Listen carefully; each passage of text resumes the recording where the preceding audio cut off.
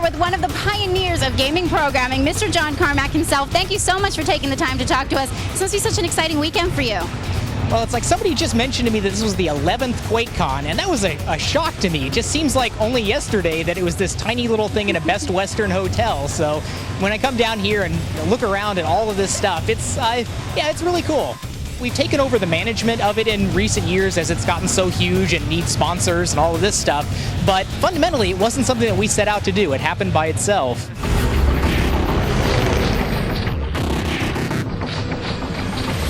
It's been a topic for my keynotes here for the last several years when I talk about the difference between development time and creativity, and there's really an important issue there for the industry where if you set out just to do these AAA blockbuster titles, you're going to spend so much money, and whenever you spend so much money, there's an inherent conservatism that you have to abide by because you can't go try something wild and crazy if you've got $50 million getting sunk into the development of a project on there.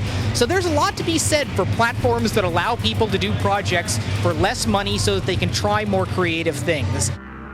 Sony and Microsoft are still targeting for their primary customers on there, the blockbuster on that, where you want to do something that's the AAA title, that's the best at everything, and it showcases never-before-seen stuff. But it's getting really, really expensive to develop those types of things. And Nintendo is taking the position that it's not necessarily the best thing as a game player to get the very latest graphics, the very latest physics and technology and all this. It might be better to try out new gameplay methods, and I agree with that. So it's good to have a spectrum of choices as a developer that you can work from.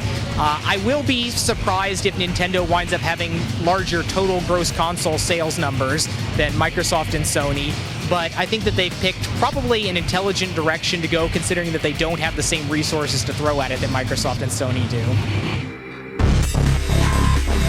Well, I've worked on consoles for a long time. I mean, in the really early days, we did Super Nintendo work and Jaguar and 32X and a lot of this. We weren't really deeply involved in the last generation of console games. We worked mostly through outside companies.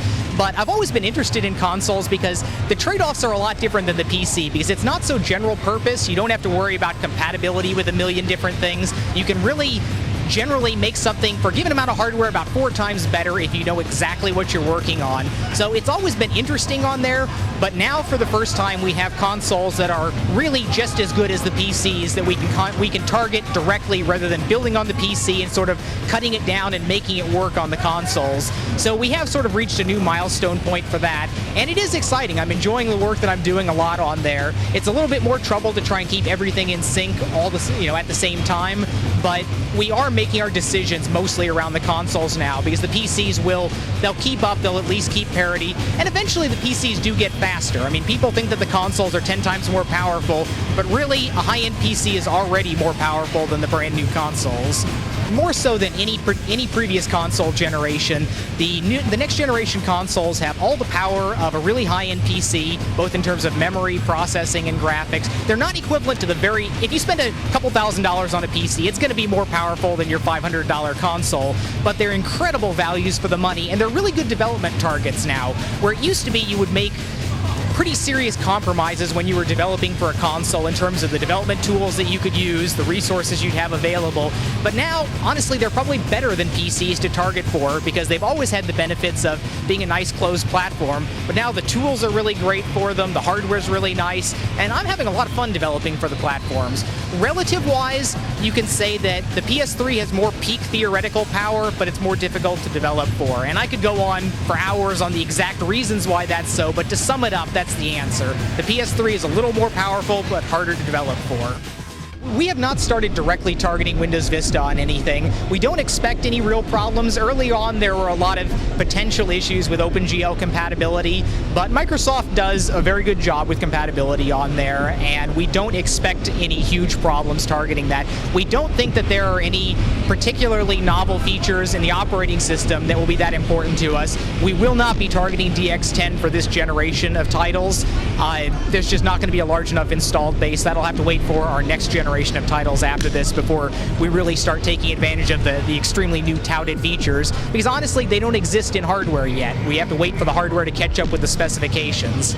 It's interesting where 10 years ago I was an early adopter. I was always grabbing the latest beta releases of operating systems. Every new point release I would update, but maybe it's just as I'm getting older, but I just don't have that desire to switch to the latest and greatest operating system and reinstall all my applications and worry about compatibility problems.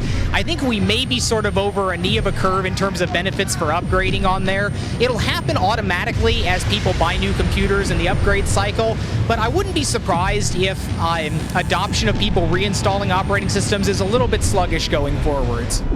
It's possible that our next generation title could be Vista specific. Depends on how long it takes us to actually finish this title and what the market is looking like on there.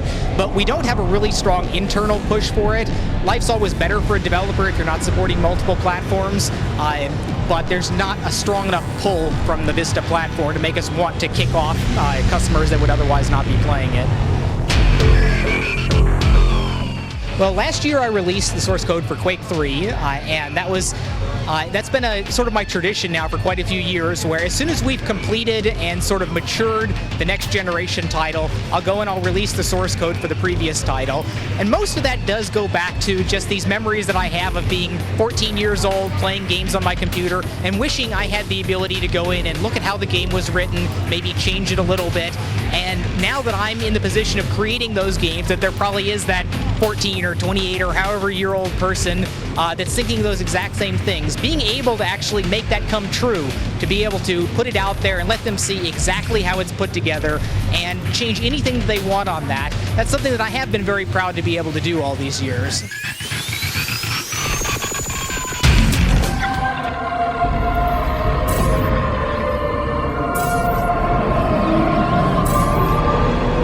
Our internal development project our mainline project, is still essentially a secret. We haven't announced what it is. All we've said is that it is new technology, but it's in a direction that's different than traditional id Software games. It's not a run-and-gun corridor shooter, at least exclusively. It has new gameplay elements, but we are sticking to our guns on this, and we're going to make it through a lot of the game development before we wind up even pitching it to the publishers and showing it to people on here.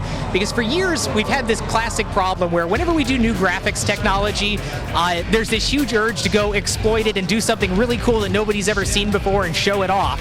And that has some benefits. It gets a lot of people excited about it, but it's really not a good thing for helping us get the whole game done, because then we will have some parts of the game that look absolutely incredible, and it makes you want to make everything look like that when you're still trying to work out the gameplay. So we're trying to position ourselves back from that, where we want to be able to do the whole game without being under this pressure of looking better than anything else out on the market. I mean, we will at the end, but we're just not doing that yet. And we've tried to do this on the last 3 projects, and we always fail, and we've stuck to it longer this time than we have ever before. So I have high hopes that this is going to help us get the game done without multi-year delays.